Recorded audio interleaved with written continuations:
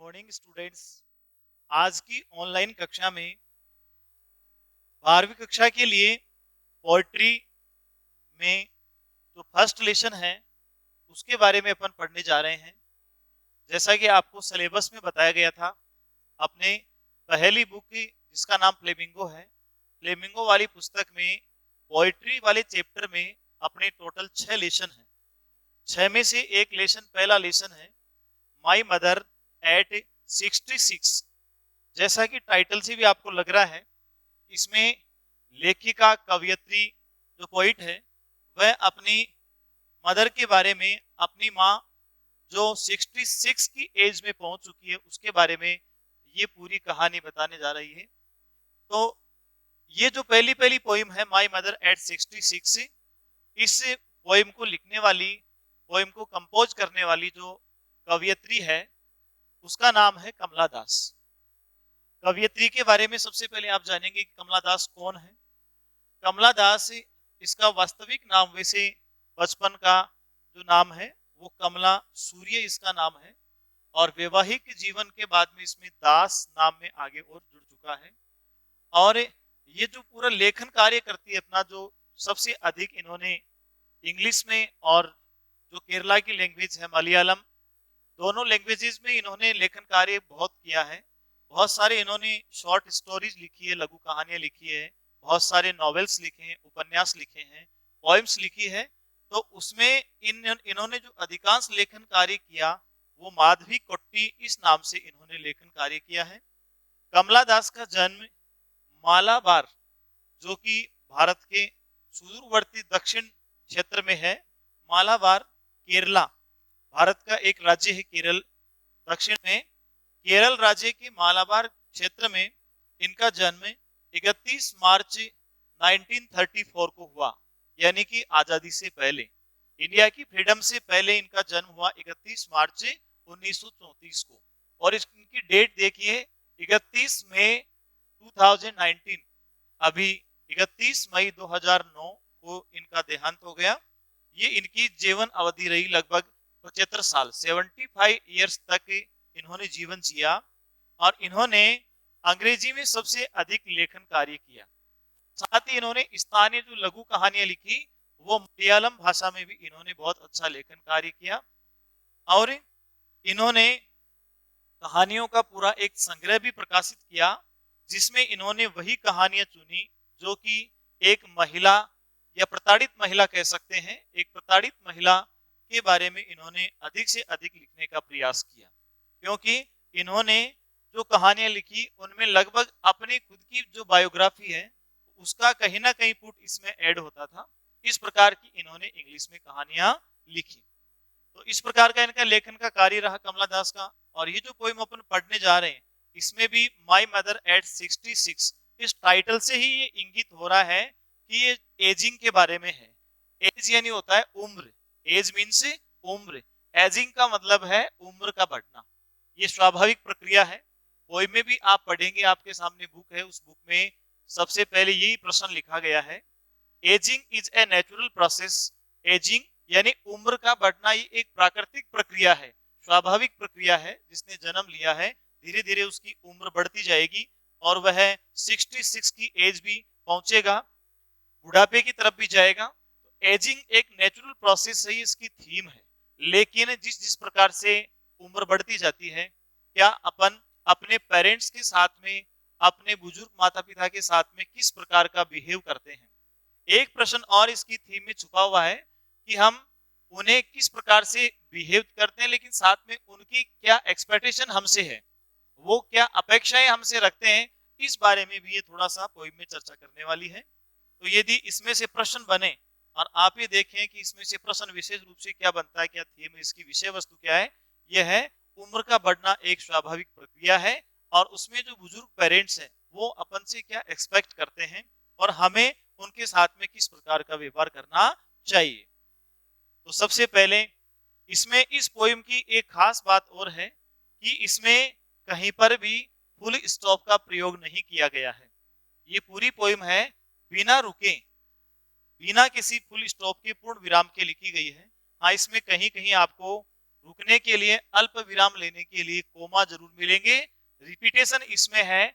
इसमें पूरे में बात करें यदि फिगर ऑफ स्पीच की, यदि कहीं पर इसी में अलंकार का प्रयोग किया गया है भाषा को अलंकृत करने के लिए, तो इसमें सिमिली अलंकार मिलेगा आपको, सिर्फ इसको अपन कहते हैं उपमा। इसमें सिर्फ और सिर्फ उपमा अलंकार और रिपीटेशन का प्रयोग किया गया है। ये पोइम माई मदर एट 66 में। तो सबसे पहले अपन शुरू करते हैं। कोई भी यदि पोइम आप पढ़ने जा रहे हैं, पढ़ते हैं, तो सबसे पहले उसका प्रोनाउंसिएशन यानी उसका उच्चारण लिरिकली करें आप, अर्थात वो जिस वे में लिखी गई है, जिस प्रकार से उसकी राइम है, राइमिंग क्या बनती है, तुक क्या बनती है, उसके अकॉर्डिंग उसको गा करके पढ़ना चाहिए। तरीका तो ये है, लेकिन फिर भी आप पढ़ते हैं तो इस चीज को आपको ध्यान में रखना चाहिए कि एक एक वर्ड पर अपन फोकस करते हुए पढ़ें। सबसे पहला काम है रीडिंग करना। पोइम में आप इसका अर्थ क्या है, इसका भावार्थ क्या है, ये बाद में जानेंगे। सबसे पहले आपको ये जानना जरूरी है कि इसमें जो वर्ड्स हैं उनको किस प्रकार से अपन प्रोनाउंस करें, उनका उच्चारण किस प्रकार से करें। तो सबसे पहले अपन शुरू करते हैं। Driving from my parents home, ये ध्यान रखना है यहाँ पे।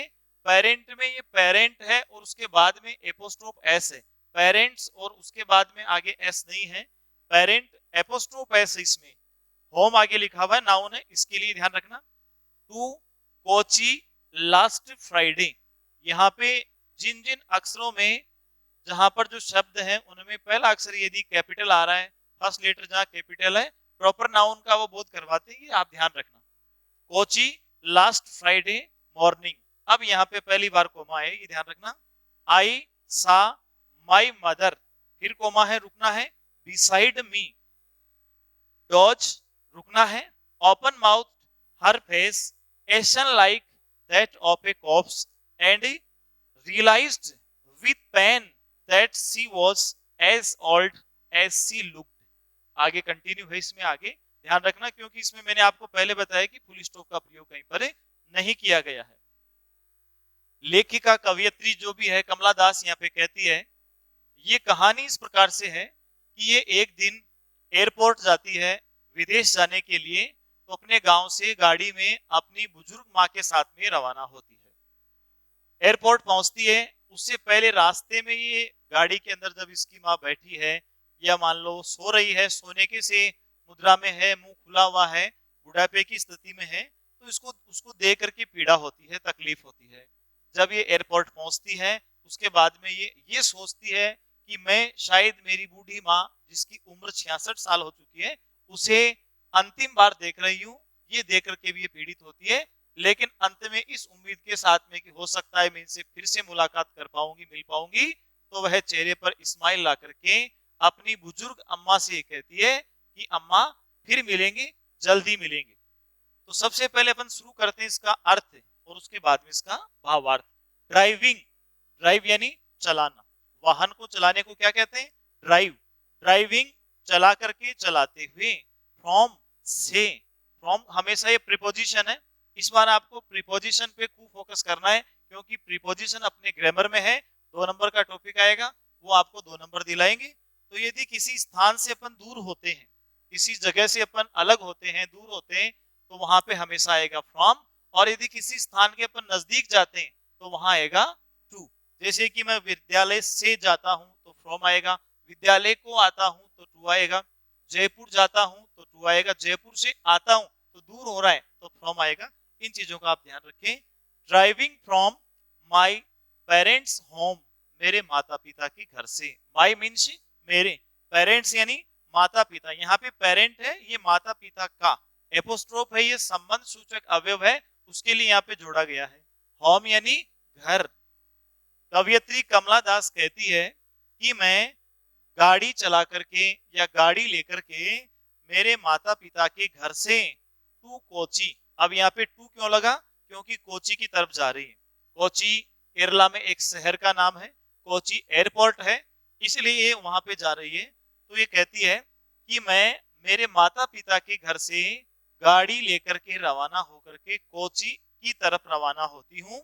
लास्ट पिछला, लास्ट मीन्स पिछला, पिछले फ्राइडे शुक्रवार को, फ्राइडे का मतलब यहाँ पे है शुक्रवार, ये एक निश्चित डे को प्रकट करती है। मॉर्निंग सुबह के समय में, मॉर्निंग यानी सुबह, सुबह के समय में। तो पहली जो इसकी जो पंक्ति है, लाइन है, उसका भावार्थ आप देखिए। यहाँ पे कवियत्री कहती है कि पिछले शुक्रवार की सुबह है, यहां से शुरू करेंगे। पिछले शुक्रवार की सुबह है, मैं मेरे माता पिता के घर से गाड़ी लेकर के कोची जाने के लिए रवाना होती हूँ, कोची एयरपोर्ट के लिए या कोची शहर के लिए रवाना होती हूँ। अगली लाइन, गाड़ी जब चल रही है, गाड़ी में चलते चलते इसकी माँ, जिसकी उम्र 66 ईयर है, वह भी साथ में है। तो वह उसे देखती है। आई, मैं, आई फर्स्ट पर्सन है, फर्स्ट पर्सन में पोएम लिखी गई है। मैं कौन? कमला दास। आई सा, मैंने देखा, सी यानी देखना, और सी का सेकंड फॉर्म क्या होता है? सा। मैंने देखा, मैं देखती हूँ, माई मदर, मेरी माँ को। अब ये जब जा रही है साथ साथ में, अपनी माँ के साथ में जा रही है कोची, तो साथ में जाते जाते समय में मेरी माँ को देखती हूँ, देख रही हूँ, या मैंने देखा। बिसाइड मी, मेरे बगल में।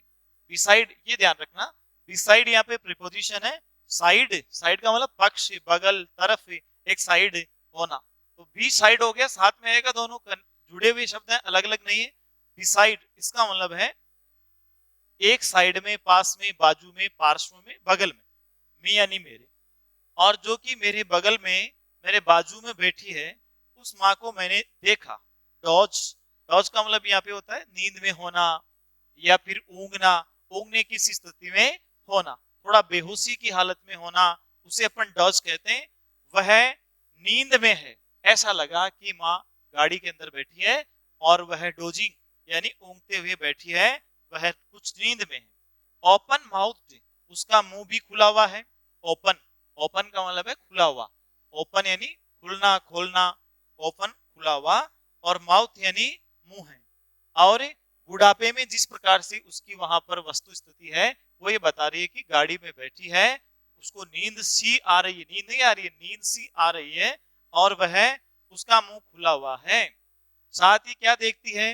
हर, उसका फेस, चेहरा, ऐसा लाइक, ऐसा लाइक, यहाँ पे लाइक आ गया तो ध्यान रखना कि इसमें सिमिली है, यहाँ पे तुलना करी गई है, यहाँ पे उपमा दी गई है।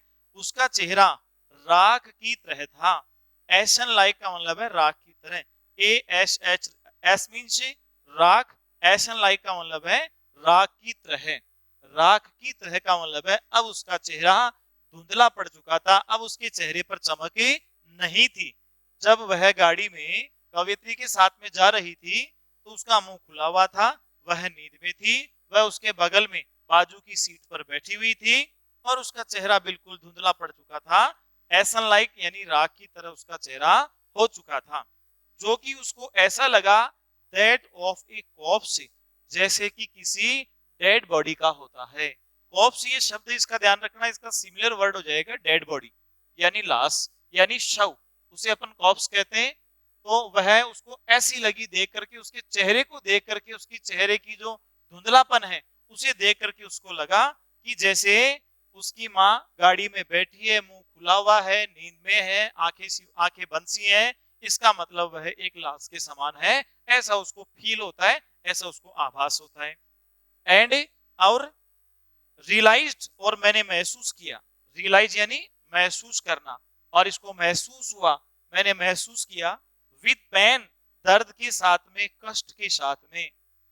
PAIN, पेन मीन्स होता है दर्द, तकलीफ, पीड़ा, कष्ट, और मैंने उसे ये इस प्रकार की स्थिति में देख करके मुझे काफी तकलीफ हुई, काफी पेन हुआ, कष्ट हुआ, और मैंने महसूस किया दैट कि सी वॉज, वह थी, एज ओल्ड, इतनी, यहां पे भी फिर ध्यान रखना एजेस का प्रयोग किया गया, इतना की जितना, एज, एज ये कनेक्टिव है, एजेस का प्रयोग क्यों किया जाएगा? एजेस का प्रयोग इतना की जितना बताने के अर्थ में किया जाएगा। इसके बीच में यहाँ पर एडजेक्टिव आएगा, विशेषण, विशेषण यहाँ पे लिखा है ओल्ड।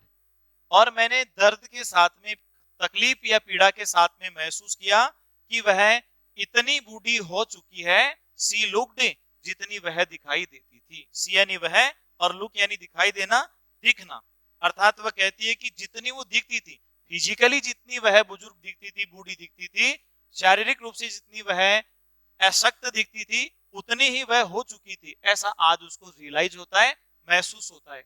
एक बार इसको शॉर्ट में अपन समझ लेते हैं। कवयित्री यहाँ पे कहती है कि एक दिन मैं मेरे पेरेंट्स यानी माता पिता के घर से कोची एयरपोर्ट के लिए रवाना होती हूँ गाड़ी में।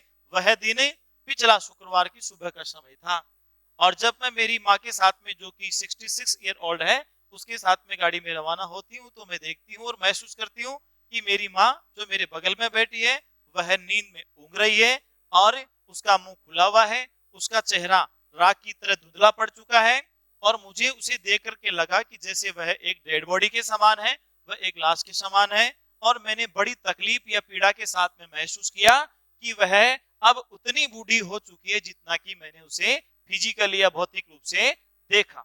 अब इसके आगे वो कहती है, इसके आगे देखो, but soon put that thought away.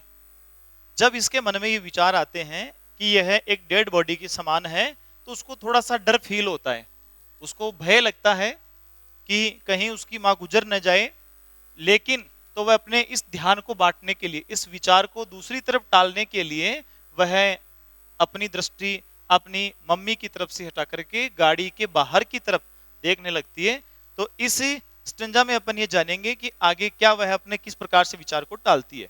But लेकिन, सून यानी शीघ्र, जल्दी, SWN सून मीन शीघ्र या जल्दी, लेकिन जल्दी ही, पुट अवे, पुट यानी रखना, पुट के साथ में यहाँ पे अवे भी है, पुट अवे का मतलब है दूर करना, पुट अवे का मतलब है दूर करना, टाल देना, स्थगित करना। पुट अवे दैट थॉट, उस विचार को, दैट वह उस, और थॉट यानी विचार, और लेकिन जल्दी ही मैंने उस विचार को दूर कर दिया। इसके मन में जो थॉट आया, विचार आया, अपनी 66 साल की मां के प्रति बुढ़ापे को लेकर के जो इसके मन में विचार आया, उस विचार को इसने जल्दी ही टाल दिया, दूर कर दिया। एंड और लुक्ड, और मैंने देखा, लुक मीन्स देखना, एंड और लुक देखा, आउट, आउट यानी बाहर की तरफ, गाड़ी से इसने बाहर की तरफ देखा, अपनी मम्मी की साइड से इसने नजर हटा करके और इसने बाहर की तरफ देखा। एट, किसकी तरफ देखा, एट यंग ट्रीज, यहाँ पे गौर करना, यंग में यहाँ पे वाई कैपिटल है और ट्रीज में यहाँ पे टी कैपिटल है, ये दोनों यहाँ पे इसके फर्स्ट लेटर कैपिटल है।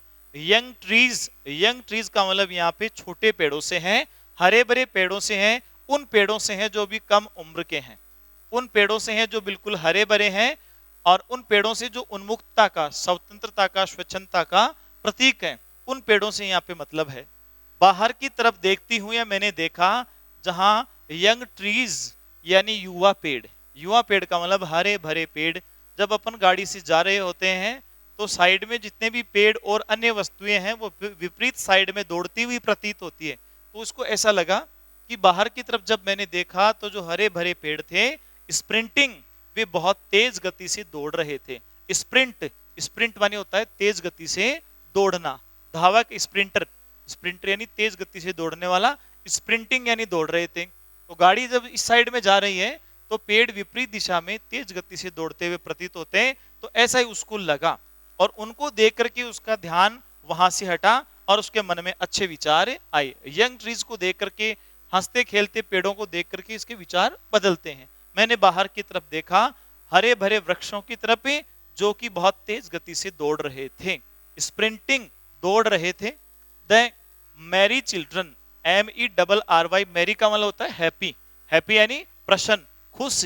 और बाहर की तरफ जो बच्चे थे, सड़क के किनारे घरों से बाहर की तरफ जो बच्चे थे, चिल्ड्रन यानी बच्चे, और मैरी यानी प्रसन्न, खुश बच्चे, spilling out of their homes, वो भी अपने घरों से बाहर दौड़ रहे थे। आउट यानी बाहर, देर यानी अपने, होम्स यानी घर, वे अपने घरों से बाहर दौड़ रहे थे। SPILL, स्पिल, स्पिल माने होता है अचानक से कोई भारी मात्रा में, भारी संख्या में किसी चीज का बाहर निकलना। जैसे कि घर के अंदर बच्चे हैं एकदम से निकलेंगे, जैसे कि स्कूल में बच्चे हैं छुट्टी होती है एकदम से निकलते हैं, उसके लिए जो वर्ब आता है यहाँ पे वो वर्ब है स्पिल। तो इसको ऐसा लगा वहां पर देख करके कि बच्चे हैं वो एकदम से घरों से, अपने अपने घरों से बाहर निकल रहे हैं, और बच्चों की जो मनोस्थिति है वो कैसी है, मेरी, मेरी यानी प्रसन्न होना। स्पेलिंग पे गौर करना, स्पेलिंग MERRY वाला मेरी है, MARRY मेरी नहीं है। मेरी यानी प्रसन्न, खुश, और बच्चों को देख करके, उन खुश बच्चों को जो अपने अपने घरों से अचानक से एकदम से तेजी से दौड़ते हुए निकल रहे थे, उन्हें देख करके इसका मूड चेंज होता है, इसकी भी मनोदशा बदलती है। तो ये कुछ देर के लिए जब एयरपोर्ट तक पहुंचती है तब बाहर की स्थितियों को, बाहर की चीजों को देखती है, फिर प्रसन्न होती है, और एक बार के लिए इसका जो विचार है वह टल जाता है कि इसकी बूढ़ी अम्मा, 66 वर्षीय अम्मा इसके साथ में है। ये विचार इसके दिमाग में कुछ समय के लिए नहीं आता है। बट लेकिन ध्यान रखना, इसमें काफी जगह ये जो बट है इसका प्रयोग किया गया है। जब स्थितियां परिस्थितियां विपरीत होती हैं तब अपन इसका प्रयोग करते हैं, ये ध्यान रखना। बट लेकिन after the airport security check, after यानी बाद में, एयरपोर्ट यानी एयरपोर्ट की एपोस्ट्रोफ ऐसे यहाँ पे भी ध्यान रखना, एयरपोर्ट, हवाई अड्डे को क्या कहते हैं, एयरपोर्ट। एयरपोर्ट की सिक्योरिटी, सुरक्षा, और चेक यानी जांच। लेकिन जब भी मैं एयरपोर्ट पे पहुंच गई, एयरपोर्ट पहुंचने के बाद में सुरक्षा कर्मियों ने मुझे चेक किया और मुझे अंदर प्रवेश करने के लिए कहा। यानी एयरपोर्ट में ये अकेली जा रही थी और इसकी जो अम्मा है वो एयरपोर्ट में सिक्योरिटी वालों से बाहर रह गई, तब की बात ये कर रही है। But after the airport security check, लेकिन एयरपोर्ट पे सुरक्षा की जांच होने या मेरे अंदर प्रवेश करने के बाद में, उसके बाद में स्टैंडिंग, खड़ी रह करके, स्टैंड यानी खड़े होना, खड़े रहना, स्टैंडिंग यानी खड़ी थी, खड़ी रह करके, एफ्यू कुछ यार्ड्स, यार्ड्स का मतलब इस तो गज है, यार्ड यानी एक गज की दूरी, लेकिन कुछ कदम, कुछ कदम का मतलब वो एयरपोर्ट के अंदर है और उसकी बूढ़ी अम्मा एयरपोर्ट से बाहर है।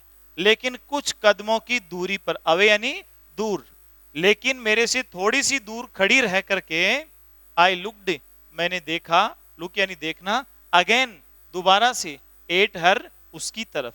ये कहती है कि मैं पहले जब एयरपोर्ट तक पहुंची तब तक प्रसन्न थी बाहर की स्थितियों को देख करके, लेकिन जब मैं एयरपोर्ट के अंदर प्रवेश कर चुकी और मेरी बूढ़ी अम्मा एयरपोर्ट से बाहर की तरफ मेरे से कुछ दूरी पर खड़ी थी, तो मैं दोबारा से उसे देखती हूँ, उसकी तरफ देखती हूँ। वैन, वैन का मतलब है कलरलेस, मुरझाया हुआ चेहरा उसका। वैन का मतलब कमजोर, वैन यानी कमजोर, कलर रंगहीन। तो ऐसा उसका जो चेहरा है, वैन, मुरझाया हुआ उसका चेहरा। पेल, पेल का मतलब भी होता है कमजोर, पीला पड़ा हुआ, कमजोरी के कारण पीले पड़े हुए, उसको अपन क्या कहेंगे, पेल। पेल का मतलब पीले रंग का यानी कमजोरी से, और वैन, वैन का मतलब मुरझाया हुआ। As a late winter's moon, यहाँ पे फिर ध्यान देना, यहाँ पे फिर से यहाँ पे एक उपमा दे दी गई है, इसमें एज का प्रयोग किया गया है। इससे पहले जो स्टंजा में अपन ने पढ़ा वहां पे इसको उपमा दी गई थी, एक कॉप्स, एक लाश की, एक डेड बॉडी की वहां पे संज्ञा दी गई थी। और यहाँ पर इसको जो उपमा दी गई है वो दी गई है कि जब इसने दोबारा एयरपोर्ट पहुंचने के बाद में अपनी बुजुर्ग अम्मी को देखा तो वहां पे लेट विंटर्स मून, उसका चेहरा उसको बहुत ही कमजोर, मुरझाया हुआ दिखाई दिया। जिस प्रकार से लेट, लेट का मतलब है बाद वाला, यानी जाती हुई सर्दियों का, विंटर माने क्या होता है, सर्दी। वैसे लेट का यहाँ पे एक और अर्थ हो सकता है दिवंगत, दिवंगत का मतलब जो हो गया, जो चला गया, उसके लिए भी आ सकता है। लेकिन यहाँ पे है कि जाती हुई, बीतती हुई, विंटर सर्दी, विंटर सर्दियों का, और मून यानी चंद्रमा। ये प्रश्न में आप ये ध्यान रखना है कि उसको दो बार किस प्रकार की उपमा दी गई है। पहले स्टंजा में उसने जब वो गाड़ी में चल रही थी तो अपनी अम्मी को जब लेकर के जा रही थी तो उसने वहां पे देखा कि वह एक कॉप्स के समान थी, डेड बॉडी के समान थी। और यहाँ पे ये कह रही है कि जब मैं एयरपोर्ट के अंदर पहुंच गई तो उसके बाद में जाती हुई या बीती हुई सर्दियों के चंद्रमा, यानी जाती हुई सर्दियों का चंद्रमा किस प्रकार का दिखाई देता है, जब आसमान में कोहरा है, धुंधलापन छा जाता है, तो ऐसी स्थिति वाला जो चंद्रमा वहां पे है उसकी संज्ञा यहाँ पे दी गई है। उसका चेहरा बिल्कुल अंधकारमय था, बिल्कुल उसका चेहरा धुंधला हुआ था। एंड फेल्ट, और मैंने महसूस किया, दैट की ओल्ड, दैट का मतलब यहाँ पे है वही, उसी प्रकार का, और मैंने वही उसी प्रकार का, ओल्ड पुराना, ओल्ड यानी पुराना, पहले जैसा, फैमिलियर परिचित, फैमिलियर का मतलब है परिचित, यानी वो उस डर से अच्छी तरह से परिचित थी।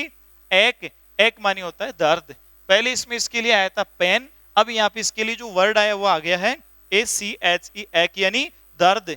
और मैंने उसे देख करके वापस मुझे वही पहले जैसा दर्द, तकलीफ, पीड़ा महसूस हुई। मैंने उसको फेल्ट किया, फील यानी महसूस करना।